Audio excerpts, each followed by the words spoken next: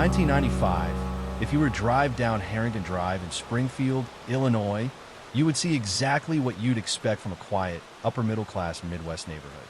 It was the kind of place where the lawns were perfectly edged and the neighbors all knew each other's business in a friendly, low-stakes kind of way.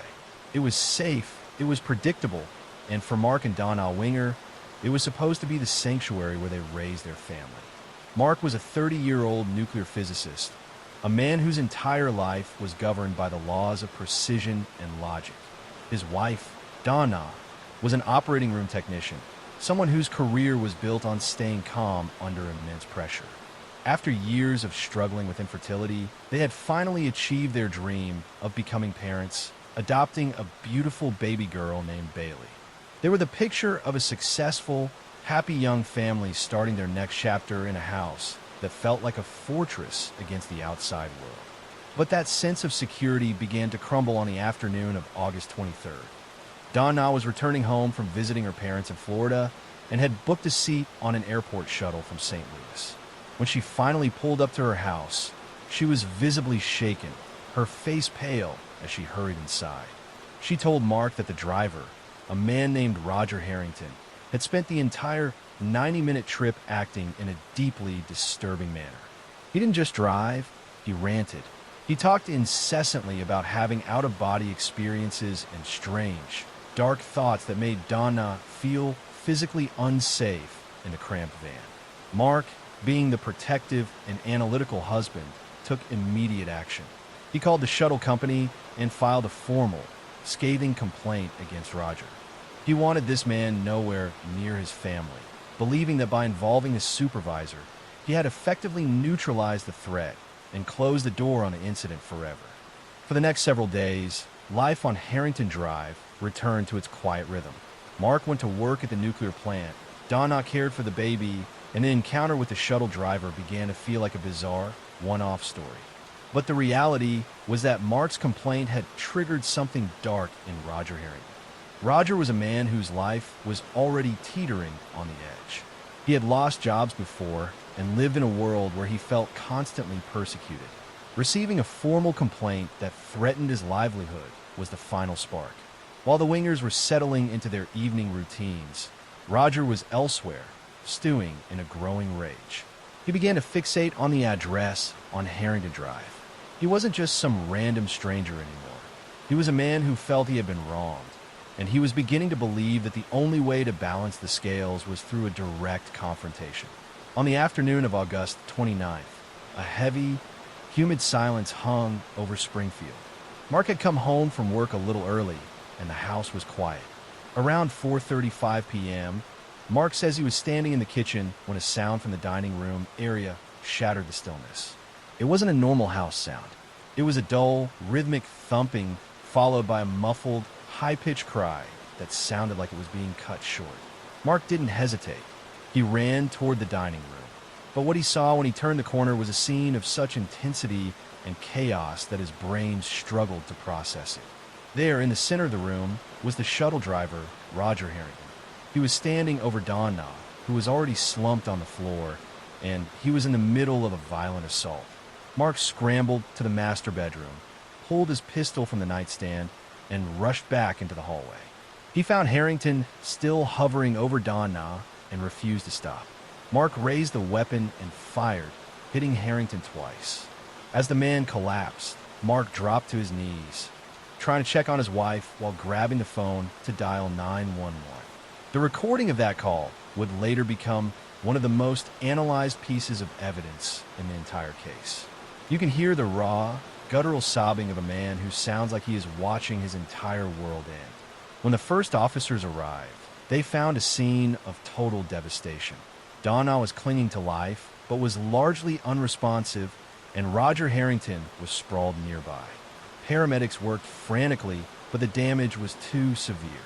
Donna passed away shortly after arriving at the hospital, and Roger passed away on the operating table.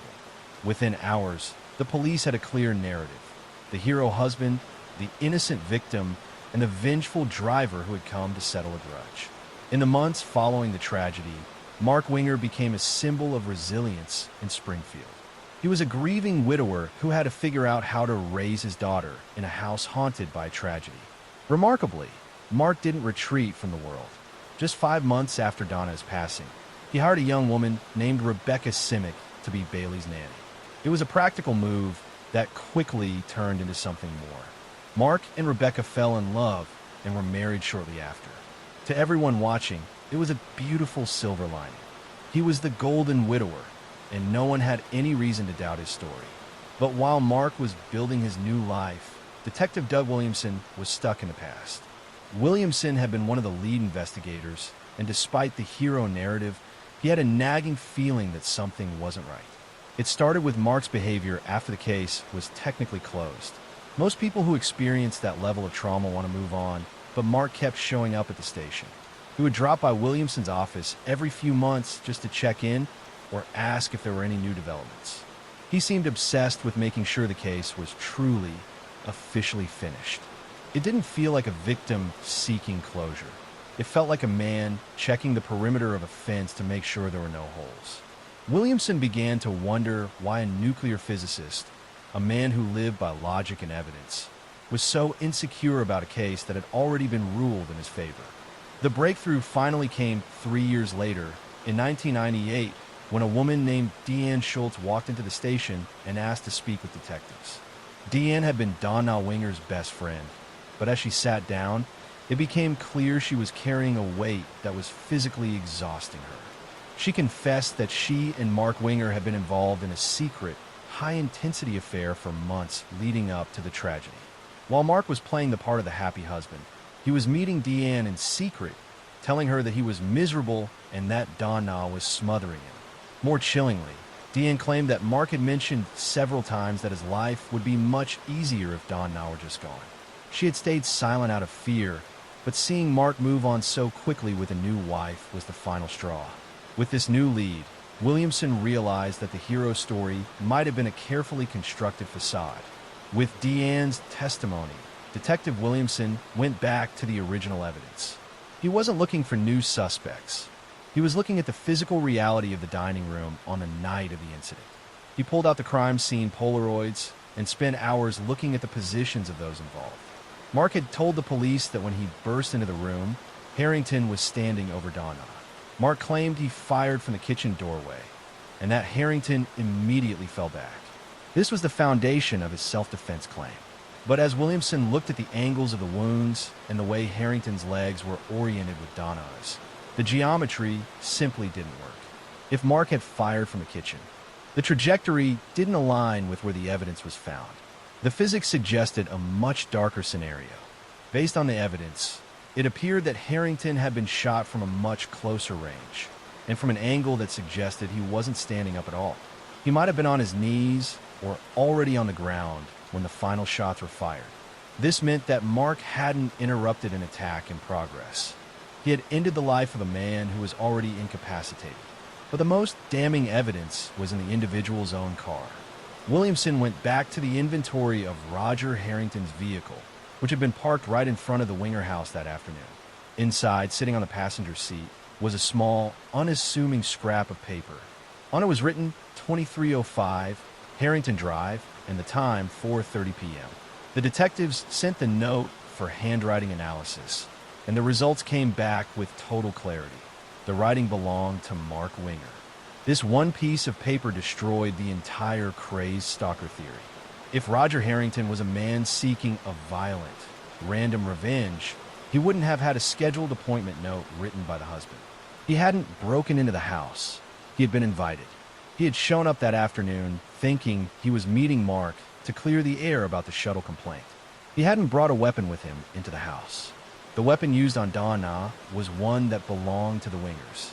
Mark had lured a vulnerable man to his home at a specific time, knowing that Roger's previous behavior would make him the perfect scapegoat for a plan Mark had already decided to carry out. The detectives finally understood the terrifying genius of Mark Winger's plan. He didn't just want to take his wife's life. He wanted to be the hero of the story. He had used his analytical mind to engineer a situation that had a built-in villain. He knew Roger Harrington was someone the police would easily suspect. On that afternoon, Mark likely carried out the assault on Donna himself. Then, he waited for the doorbell to ring at 4:30 p.m., exactly when he had told Roger to show up. When the unsuspecting shuttle driver walked through the door, Mark didn't give him a chance to speak. He likely incapacitated him, then moved the individuals and the evidence to make it look like a struggle had taken place. He then placed the 911 call, performing the role of the devastated husband with such conviction that he fooled an entire city for 3 years. The motive was a combination of cold calculation and narcissism. Mark wanted out of his marriage, and he wanted to be with Deanne, but he didn't want the financial or social fallout of a divorce. He wanted the life insurance, the house, and most importantly, his image as a brilliant, protective family man. In his mind, framing Roger was a perfect solution that solved all his problems in one afternoon. He believed he was smarter than the local police, and for a long time, he was right. He had managed to marry the new nanny and start a fresh life using the sympathy he'd earned from the tragedy. But his own arrogance was his undoing. By constantly returning to the police station to check on the case, he kept the embers of the investigation burning until they finally caught fire. Mark Winger was arrested in 2001 and charged with the murders of both Donnell Winger and Roger Harrington. During the trial in 2002, the prosecution laid out the physical evidence, the affair, and the handwritten note found in Roger's car. The jury didn't need long to deliberate. The man who had been hailed as a hero was revealed to be a cold-blooded architect of tragedy. He was convicted and sentenced to life in prison without the possibility of parole. Today, he remains in an Illinois prison, his perfect life replaced by a cell. Mark Winger wasn't just a husband who lost his way. He was a man who tried to write his own legend, only to realize he was missing from the world he tried to create. In July of 2014, a 28-year-old German man named Lars Mittank was doing exactly what thousands of other young Europeans do every single summer. He was on vacation. He and a group of 5 close friends had flown from their hometown in northern Germany to the Golden Sands Resort in Bulgaria. This place is famous for its massive beach parties, vibrant nightlife, and a generally carefree atmosphere. Lars was a popular guy, hardworking, a massive fan of the Werder Bremen football club, and someone his friends described as totally normal and reliable. He wasn't a big risk taker or someone who looked for trouble. For the first few days, the trip was exactly what they had hoped for. They spent their time lounging by the pool, grabbing drinks, and enjoying the sun. There was nothing in Lars's behavior that suggested anything was wrong. He was laughing, planning the next day's events, and seemed to be having the time of his life. However, the tone of the trip shifted during a night out at a local bar. Lars, a diehard football fan, got into a heated verbal disagreement with a group of fans from a rival team. It was the kind of loud, boisterous argument you see in sports bars every weekend, and eventually, the groups went their separate ways. But later that night, after Lars left a restaurant alone, he was reportedly confronted by a group of men. According to Lars, these men had been hired by the football fans he'd argued with earlier. In the scuffle that followed, Lars was struck in the side of the head. When he finally made it back to his friends, he complained that his ear was ringing and he was in significant pain. The next morning, a local doctor confirmed that Lars had suffered a ruptured eardrum. Because of the change in cabin pressure during a flight, the doctor advised Lars not to fly home with his friends. He needed to stay behind for a few extra days until the injury stabilized. Lars's friends offered to stay with him, but Lars insisted they head home. He told them he'd be fine for a few days on his own. He'd see a specialist, and then he'd catch a later flight. It seemed like a minor, albeit annoying, inconvenience. As his friends boarded their plane back to Germany, they waved goodbye to Lars, expecting to see him in a few days. Lars checked into a hotel called the Hotel Viva near the airport to wait out the mandatory rest period. But as soon as he was alone, something in Lars's psyche seemed to change. The calm, reliable young man his friends knew vanished.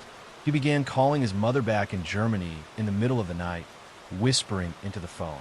He told her that he felt like he was being watched, that people were following him, and that he didn't feel safe in the hotel. He sounded terrified, a complete contrast to the person who had been joking on the beach just 48 hours earlier. By the early morning hours of July 8th, Lars's paranoia had reached a breaking point.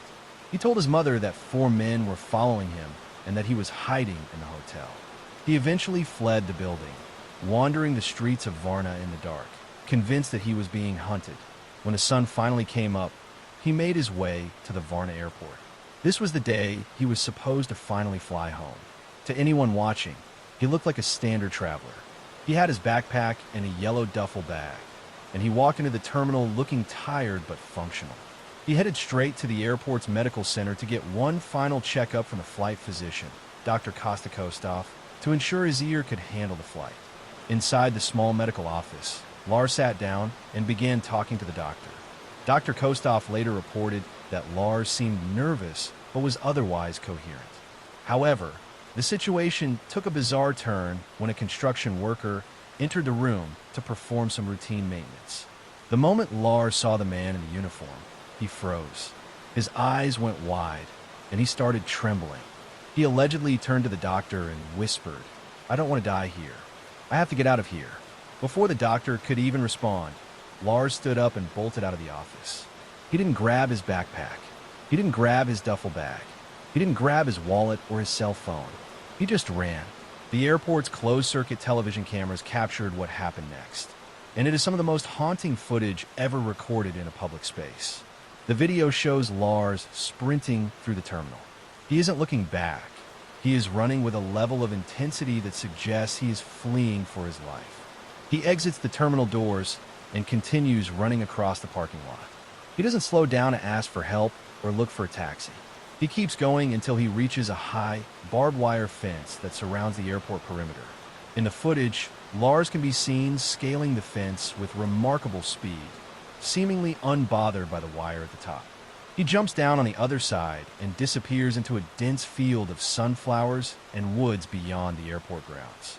This was the last time anyone ever saw Lars Mittank. When Lars failed to board his flight and his belongings were found abandoned in the medical center, the Bulgarian authorities were notified. Initially, they thought it might be a case of a young tourist having a temporary breakdown or perhaps a reaction to medication. Lars had been prescribed an antibiotic called cefuroxime for his ear infection, and some wondered if a rare side effect had caused his sudden onset of paranoia. However, as the days turned into weeks, the search became much more urgent. Lars's mother hired private investigators and flew to Bulgaria to help coordinate the effort. They handed out thousands of flyers, searched the woods near the airport, and spoke to dozens of witnesses, but the trail was cold. The area where Lars disappeared was a massive, sprawling landscape of agricultural fields and thick forests. It was the height of summer, and the sunflowers were tall enough to hide a man standing upright. Search teams used drones and heat-seeking cameras, but they found nothing. There were no signs of a struggle, no discarded clothing, and no more sightings. The private investigators began to look into the 4 men Lars claimed were following him. They checked the hotel security footage and spoke to the staff, but they found no evidence of anyone stalking Lars. It appeared that the threat he was fleeing was entirely internal, yet the physical result was very real. Lars was gone, leaving behind all the tools he would need to survive or travel. The case began to gain international attention, largely because of the airport footage. People across the globe were fascinated by the image of a young man who looked completely normal one moment and was fleeing a phantom threat the next. Theories began to circulate online. Some believed Lars had been caught up in an organized crime ring, while others thought he might have suffered a head injury during the initial scuffle that caused a slow-building issue in his brain. The most tragic theory was that Lars had simply wandered into the woods in a state of distress and succumbed to the elements. But Bulgaria in July is not an easy place to disappear without a trace. It is a populated area, and the fact that no remains were found after months of intensive searching only added to the mystery. Months turned into years, and Lars Mittank became a permanent fixture on missing persons lists across Europe. Every few months, a new lead would emerge. Someone would claim to have seen a man matching Lars's description living as a transient in a different city, or a grainy photo would surface of a hitchhiker in another country. In 2016, a man was found wandering along a highway in Brazil with no memory of who he was. For a few frantic days, the internet was convinced it was Lars. But fingerprint records eventually identified the man as someone else. Lars's mother refused to give up hope, maintaining a social media presence that kept her son's face in the public eye. She believed that Lars was out there somewhere, perhaps living with amnesia or in a state where he didn't realize people were looking for him. The investigation into the medical side of the case continued as well. Experts looked into the possibility that the combination of the head injury, the ear infection, and the specific antibiotic he was taking could have triggered a neurological reaction. Cefuroxime is a common drug, but in extremely rare cases, it has been linked to acute episodes of distress and hallucinations. If Lars was already stressed and suffering from a concussion, the medication might have pushed him over the edge. But even if that explained why he ran, it didn't explain where he went. A man in a state of distress still needs food and water. He still leaves a physical footprint.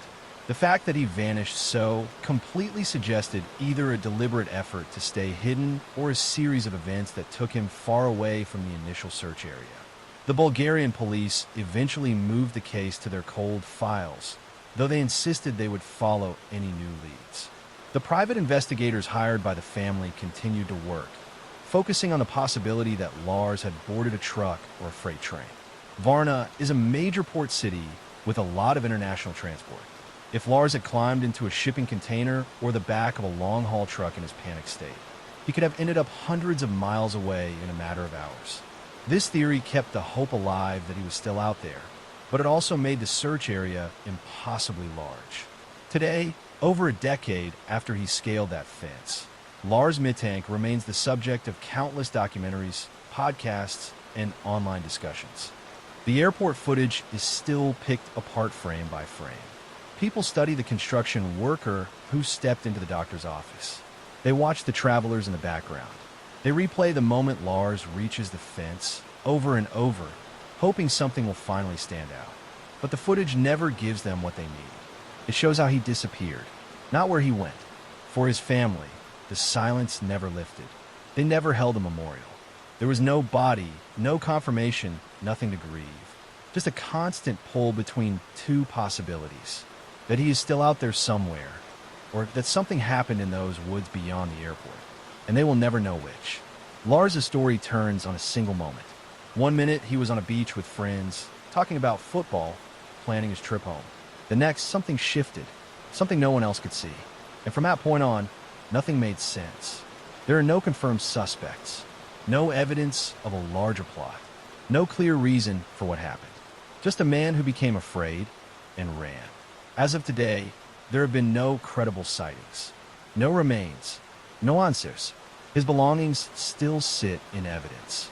Clothes, souvenirs, the small pieces of a trip that was supposed to end at home. They are all that's left of that version of him. Lars walked into an airport to leave Bulgaria. Instead, he walked out his own life and never came back. There is a particular kind of darkness that moves into a home without making a sound. It doesn't kick down the door or announce itself. It arrives through a screen at 2 a.m. in the blue glow of a bedroom nobody is supposed to be awake in. That is how it arrived in the Amato home in Chulwoda, Florida. This wasn't a place of high drama or flashing lights. It was a neighborhood of winding roads, manicured lawns, and a sense of shared security. At the heart of this community, on a street called Sultan Circle, lived the Amato family. Chad Amato, 59, was the patriarch, a man who had spent decades building a stable, upper-middle-class life for his family. He was known as a disciplined, hard-working father who took immense pride in the achievements of his three sons. His wife, Margaret, 61, was the emotional glue of the home, a woman who doted on her children and worked as a dedicated pharmacist. Together, they had raised three sons: Jason, the eldest, Grant, the middle child, and Cody, the youngest. On the surface, the Amatos were the gold standard of success. They were educated, professional, and appeared to be a united front against the world. Grant Amato, 29, was arguably the one the family was currently most focused on. He was a nurse anesthetist student, a prestigious and demanding career path that required a high degree of intelligence and moral character. In the medical world, a nurse anesthetist is a position of extreme trust, responsible for the lives of patients in their most vulnerable states. Grant seemed to be checking all the boxes for a successful life, but by late 2018, a hidden rot had begun to eat away at his focus. It didn't start with a traditional addiction like substances or gambling. It started with a laptop screen. Grant had discovered a live streaming site, and specifically, he had become obsessed with a performer based in Bulgaria. What might have started as a fleeting curiosity quickly spiraled into a total psychological takeover. Grant wasn't just watching. He was participating in a high-stakes digital fantasy where he could pretend to be anyone he wanted to be. To the performer in Bulgaria, Grant wasn't a struggling student living at home. He was a high-rolling benefactor.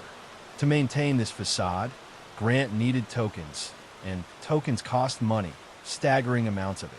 He began spending thousands of dollars every week to keep the performer's attention, often staying awake for 24 hours straight just to be in her private chat rooms. When his own savings were exhausted, the logic of the addict took over. He began to systematically steal from his own family. He didn't just take a few $100s.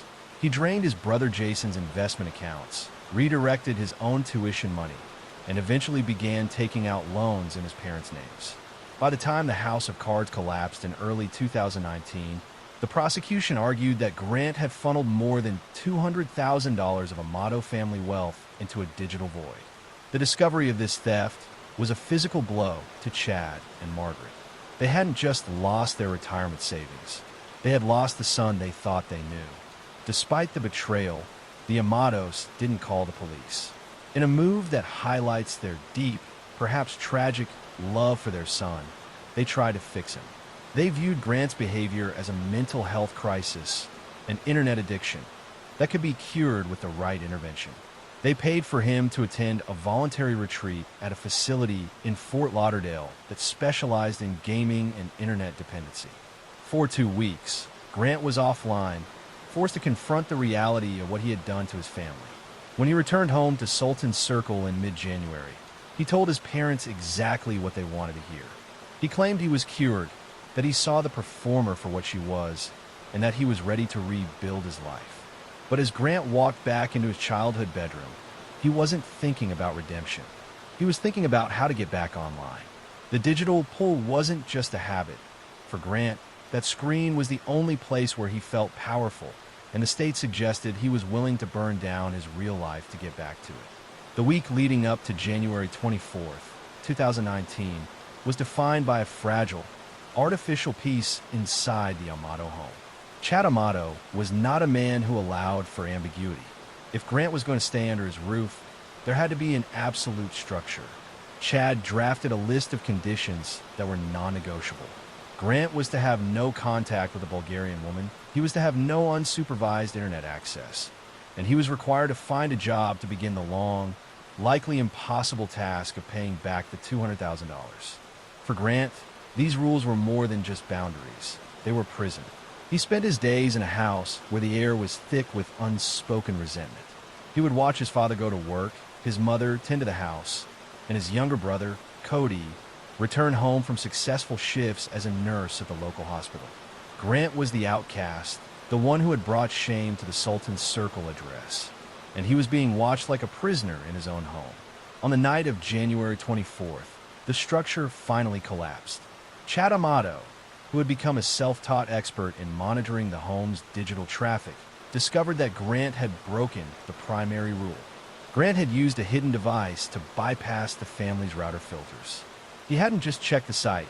He had reached out to the performer in Bulgaria again, begging for her attention and, incredibly, trying to find ways to send her more money.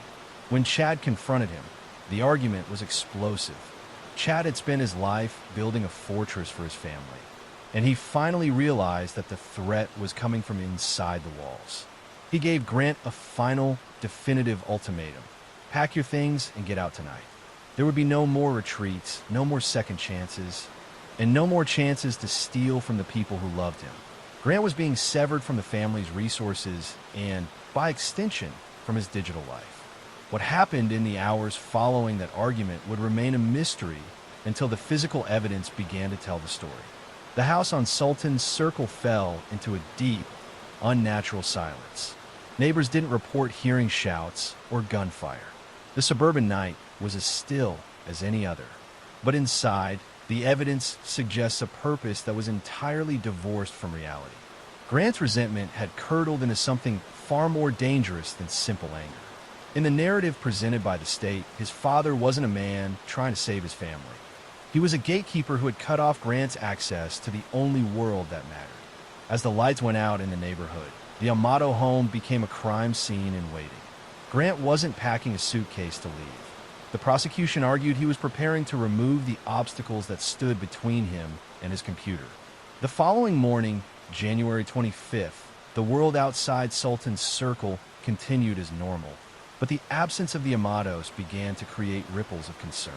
Cody Amato was a respected nurse at Advent Health Orlando, a man known for his punctuality and dedication.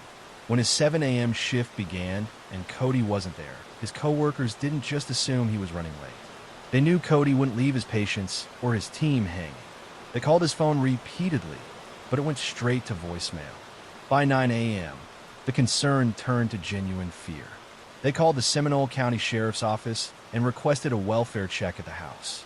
When the deputy arrived at the home, he found the property looking exactly as it always did. The grass was mowed, the cars were in the driveway, and the house was locked tight. But when he peered through a window, he saw a sight that changed the welfare check into a homicide investigation. He saw a man slumped on the floor, and the amount of blood visible made it clear that this wasn't a medical emergency. It was an execution. When the tactical teams breached the house on Sultan Circle, they expected to find a struggle, perhaps a robbery gone wrong. Instead, they found a house that had been turned into a scene of unimaginable violence. In the master bedroom, they found 59-year-old Chad Amato. He had been shot multiple times, with evidence suggesting he had been caught completely off guard, possibly while preparing for bed or resting. In the kitchen, the team found 61-year-old Margaret Amato. She was sitting at her desk, her body slumped over the computer where she had likely been checking emails or finishing work for the pharmacy. She hadn't even had time to stand up. But perhaps the most chilling discovery was in the hallway. 31-year-old Cody Amato was found lying near the entrance, still dressed in his medical scrubs. He had just finished a long shift helping others, only to walk through his own front door and be met with a fatal ambush. The detectives on the scene noticed something that suggested a level of coldness that was hard to comprehend. The bodies hadn't just been left where they fell. There were signs that someone had stayed in the house for hours after the shootings. There were attempts to cover the bodies with towels and blankets, a common sign in forensic psychology of a killer who knows the victims and cannot bear to look at their faces. But more importantly, the house was missing its middle son. Grant Amato's white Honda was gone, and his bedroom was empty of its most essential item, his laptop. The search for Grant became a massive, multi-county manhunt. The police knew that Grant was dangerous, but they also knew he was predictable. He was a man who couldn't stay away from the digital world for long. They began tracking his cell phone pings and eventually located his car at a hotel in Orange County. The arrest of Grant Amato was surprisingly quiet. There was no shootout, no dramatic standoff. When the SWAT team swarmed his hotel room, they found Grant sitting in a chair, looking almost bored. He didn't look like a man who had just lost his entire family. He looked like a man who was waiting for a bus. As they took him into custody, they found that he had already been attempting to log back onto the internet. Even with his family lying in a morgue and the police at his door, Grant's primary concern was his digital standing. When he was brought into the interrogation room, the detectives expected a confession fueled by guilt or a breakdown. Instead, Grant sat across from them and began a calm, articulate performance that lasted for hours. He spoke about his family in the past tense with a disturbing ease, but he saved his most intense emotions for the Bulgarian performer. Grant's story to the detectives was a masterpiece of redirection. He admitted to the theft and the addiction, but he tried to paint himself as the primary victim of the household. He described his father's rules not as boundaries, but as psychological abuse. He claimed that on the night of the 24th, after the argument, he had simply left the house in a fit of frustration and spent the night driving around and staying at the hotel to clear his head. He insisted he had no idea what had happened to his parents and brother, but the detectives were watching his body language. When they showed him photos of the crime scene, Grant didn't cry. He didn't look away in horror. He studied the photos with a clinical, detached interest, as if he were looking at an anatomy textbook rather than the bodies of the people who had raised him. He was a nurse anesthetist student. After all, he knew how to look at a body without emotion. The case against Grant Amato moved toward trial in late 2019, and it became one of the most high-profile examples of how digital obsession can manifest as physical violence. The prosecution strategy was built on a mountain of digital evidence. They didn't just have the $200,000 in stolen funds. They had the metadata. They could show exactly when Grant was online, exactly what he was saying to the performer in Bulgaria, and, most crucially, what he did in the hours after his family was killed. The records showed that while his father and mother were lying in the house, Grant was attempting to communicate with a woman on the adult streaming platform. He was trying to explain away his sudden lack of funds, promising her that he would have more soon. He was already planning his new life before the bodies of his family were even cold. The defense tried to leverage the fact that the murder weapon had never been found. They argued that there was no DNA on the shell casings and that the state's case was entirely circumstantial. They suggested that an unknown intruder with no connection to the family could have entered the home and carried out the attacks. But the circumstantial evidence was an avalanche. The prosecution pointed to the handwritten note found in Grant's possession, a series of login credentials and financial plans that showed a man completely untethered from reality. They also brought in the lone survivor of the Amato family, Jason, the eldest brother. Jason's testimony was a gut-wrenching account of a family that had done everything right, only to be destroyed by a brother who viewed them as ATMs rather than human beings. As the trial progressed, the psychological profile of Grant Amato began to emerge. The prosecution argued he wasn't a man who had snapped in a moment of rage, but a man who had performed a cold, logical calculation. In Grant's mind, the state argued he had two options. He could live a life of shame, working a low-paying job to pay back a debt he could never satisfy, or he could remove the people holding the debt and start over. He believed that with his parents and Cody gone, he would inherit the house and the remaining life insurance policies.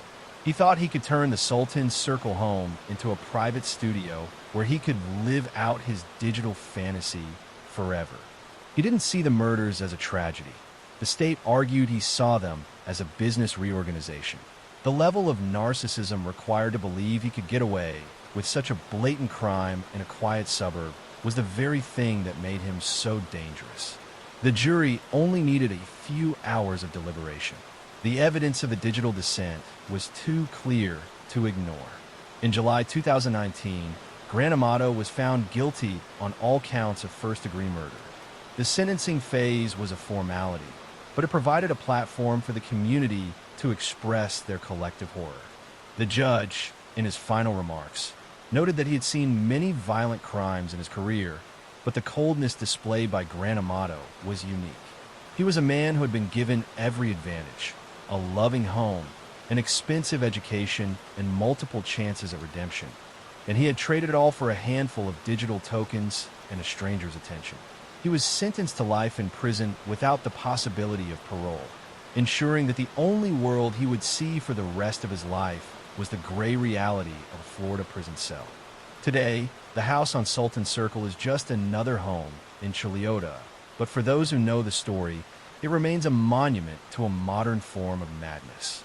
The tragedy of the Amato family is a stark reminder that the most dangerous addictions aren't always the ones we can see in a person's eyes or track through physical symptoms.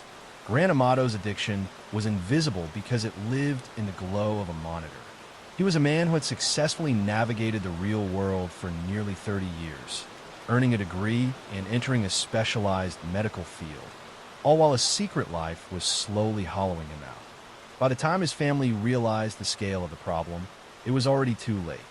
The person they were trying to save had already been replaced by a digital ghost. Grant Amato remains in the Florida Department of Corrections, and by all accounts, he has maintained the same detached, stoic demeanor that he displayed throughout his trial. He has never expressed genuine remorse for the lives of Chad, Margaret, or Cody. To him, the story ended the moment the police took his laptop. Without the screen, Grant has no identity. He is a man who exists in a void, a prisoner not just of the state, but of the own logic he used to justify the murders. He still views himself as a victim of circumstance, a man who is simply trying to find happiness in a world that didn't understand his relationship. The performer in Bulgaria, for her part, has remained a footnote in the case, a woman who was inadvertently the catalyst for a massacre she had no part in. The case is frequently studied by investigators as a warning about the intersection of social media, digital parasocial relationships, and domestic violence. It highlights a terrifying reality of the 21st century, that a person can be physically present in a room with their family while their mind is thousands of miles away, being groomed by an obsession that values pixels over blood. The Amato family did what any good family would do. They offered support, they offered money, and they offered a second chance. But they didn't realize they were bargaining with a shadow. The prosecution's case was that Grant didn't kill his family because he hated them. He killed them because they were the only things left that were real, and in Grant Amato's world, reality was the enemy. The story of Sultan's Circle ends not with a grand revelation, but with a lingering question about the digital age. How many other perfect homes have a glow coming from under a bedroom door at 3 a.m.? How many other families are one ultimatum away from a tragedy they can't see coming? The Amatos were a family built on the values of the past: hard work, education, and loyalty. They were destroyed by a son who had fully embraced a hollow future. As the sun sets over Chiliota, the neighborhood is as quiet as it was on the night of January 24th. A silence that serves as the only remaining witness to the day the digital world finally broke through the front door. If you want more real cases like this, make sure to subscribe and turn on notifications.